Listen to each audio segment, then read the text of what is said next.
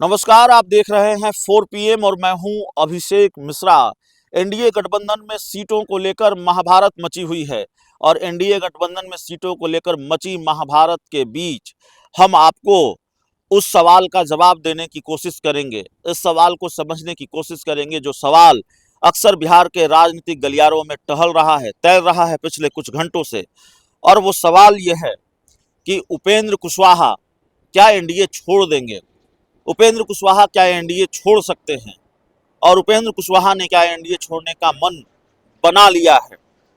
ये सारे सवाल है। और क्या उपेंद्र कुशवाहा के पास एनडीए के अलावा कोई दूसरा विकल्प है? इन सारी चीजों पर चर्चा करेंगे। देखिए, उपेंद्र कुशवाहा एनडीए छोड़ देंगे ये बात पुख्ता तौर पर नहीं कही जा सकती। राजनीति में घटनाक्रम पल पल बदलते हैं, तो कब क्या हो जाए। और चुनाव का मौसम है, तो हो सकता है इस वक्त जब मैं आपसे बात कर रहा हूं तब तक कोई दूसरा ही खेल हो गया हो, तब तक ये फैसला ही हो गया हो कि एनडीए छोड़ देंगे। मेरे कहने का मतलब है कि कुछ भी हो सकता है। उपेंद्र कुशवाहा एनडीए छोड़ेंगे कि नहीं छोड़ेंगे, लेकिन कल पिछले कुछ घंटों से उपेंद्र कुशवाहा को हमने जो देखा है, जो समझा है और हमें हमने जो सूंघा है, उससे ऐसा लगता है कि इस बात का अंदेशा तो है कि उपेंद्र कुशवाहा एनडीए छोड़ देंगे। और ये बात हम क्यों कह रहे हैं? हमने उपेंद्र कुशवाहा को पिछले कुछ घंटों में इतना आक्रामक पाया है जितना आक्रामक वो रहा नहीं करते हैं। अपने स्वभाव के विपरीत आक्रामकता उन्होंने दिखाई है सीट शेयरिंग को लेकर, सीटों को लेकर। और एक तरह से भारतीय जनता पार्टी के दावे की हवा भी निकाल दी उपेंद्र कुशवाहा ने। पिछले कुछ महीनों में उपेंद्र कुशवाहा ने सीटों को लेकर बहुत कुछ नहीं कहा। हाँ, काराकाट में जो खेल हुआ उसकी चर्चा उन्होंने की। विधानसभा चुनाव में सीट शेयरिंग का फॉर्मूला क्या होना चाहिए, कैसे सीट शेयरिंग होनी चाहिए, कैसे एनडीए गठबंधन को चुनाव में जाना चाहिए, इस बात की चर्चा उन्होंने जरूर की, कुछ सुझाव भी जरूर दिए। लेकिन जैसे जीतन राम मांझी आक्रामक रहे सीटों को लेकर, वैसे उपेंद्र कुशवाहा कभी नहीं रहे।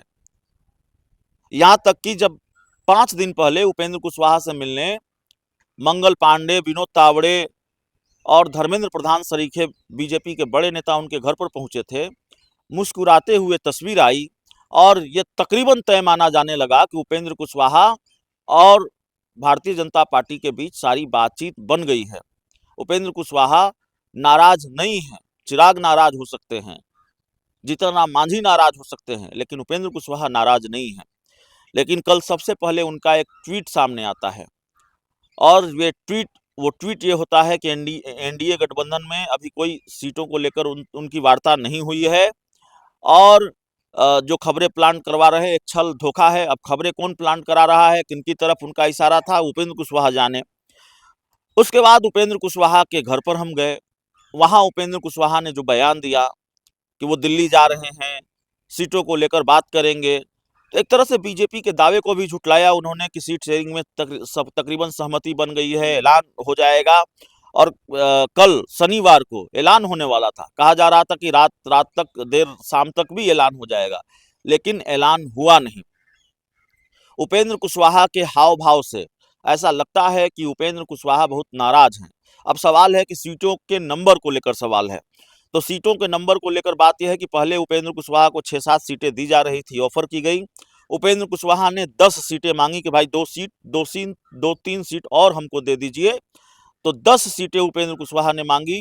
इसके बाद जब चिराग पासवान के बारे में खबर है कि 28-29 सीट चिराग पासवान को मिल रही है, खबर है, मैं नहीं जानता कितनी सीटें मिल रही हैं। कभी 22 का आंकड़ा आता है, कभी 28 का आंकड़ा आता है, और पेज कितना फंसा हुआ है और पल पल जानकारी कितनी बदल रही है आप जानते हैं। तो चिराग पासवान को सबसे ज्यादा भाव मिल रहा है, उपेंद्र कुशवाहा, जीतन राम मांझी और चिराग पासवान तीनों में। तो उपेंद्र कुशवाहा को भी बड़ा नागवार गुजरा है, ऐसी चर्चा है राजनीतिक गलियारों में। तो उपेंद्र कुशवाहा ने 15 विधानसभा सीटों की मांग की है भारतीय जनता पार्टी से। उन्होंने कहा है कि हमें 15 विधानसभा की सीटें चाहिए, 15 विधानसभा सीटें हमें दी जानी चाहिए। अब उपेंद्र कुशवाहा को 15 विधानसभा की सीट मिलेगी कि नहीं मिलेगी, ये देखना पड़ेगा। लेकिन उपेंद्र कुशवाहा मानने को तैयार नहीं है, अब नीचे आने को तैयार नहीं है। इसीलिए ये सवाल है कि क्या उपेंद्र कुशवाहा एनडीए छोड़ देंगे। मैं फिर कहूंगा कि छोड़ेंगे कि नहीं छोड़ेंगे, अभी इसको पुख्ता तौर पर कहना मुश्किल है। लेकिन मैंने उपेंद्र कुशवाहा को बहुत आक्रामक देखा है। वो अपने स्वभाव के विपरीत आक्रामक नजर आए हैं पिछले कुछ घंटों में। तो जाहिर तौर पर ऐसा गुस्सा, ऐसी नाराजगी तभी होती है जब ये अंदेशा हो चला होता है कि भाई गच्चा मिलने वाला है और उम्मीद के मुताबिक सीटें नहीं मिल रही हैं या उम्मीद के आसपास की भी सीटें नहीं मिल रही हैं। दूसरी तरफ उपेंद्र कुशवाहा के विकल्प खुले हुए हैं।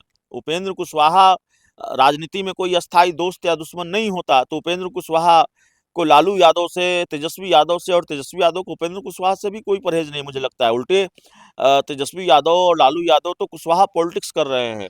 अभी संतोष कुशवाहा जो पूर्णिया के पूर्व सांसद हैं उनको शामिल कराया, अजय कुशवाहा को शामिल कराया, उससे पहले रेणु कुशवाहा को शामिल कराया, राघवेंद्र कुशवाहा को शामिल कराया। तो कुशवाहा चेहरों पर दाव लगा रहे हैं। लोकसभा चुनाव में जेडीयू से अभय कुशवाहा को टिकट दिया, वो जीत भी गए। तो ऐसा नहीं है, उपेंद्र कुशवाहा पर दाव लगा सकता है इंडिया गठबंधन, आरजेडी दाव लगा सकती है, कांग्रेस दाव लगा सकती है, और उपेंद्र कुशवाहा के लिए इंडिया गठबंधन के दरवाजे बंद नहीं है। तो बंद नहीं है तो क्या खुलेंगे, ये देखना पड़ेगा। और उपेंद्र कुशवाहा उस दरवाजे के रास्ते इंडिया गठबंधन में जाएंगे, यह भी एक बड़ा सवाल है। तो जाहिर तौर पर इसके जवाब का इंतजार रहेगा। आज इतवार है, लेकिन बिहार की सियासत में अब कोई इतवार नहीं है जब तक चुनाव का नतीजा नहीं आ जाता। और शायद स्थिति और परिस्थिति वैसी बनी तो चुनाव के नतीजों के बाद भी अगले कुछ दिनों तक बिहार की राजनीति में कोई इतवार नहीं होगा। तो आज बिहार की सियासत का सुपर संडे है। इंडिया गठबंधन में भी सीटों का पेच सुलझना है। तेजस्वी यादव दिल्ली जा रहे हैं और उपेंद्र कुशवाहा और इंडिया गठबंधन के, माफ कीजिएगा, एनडीए के बड़े बड़े नेता दिल्ली में हैं। जीतन राम मांझी भी हैं, बिहार बीजेपी के कई नेता हैं।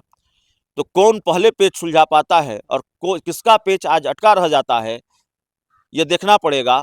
और शाम को फिर इस पर बात करेंगे। बहुत बहुत धन्यवाद।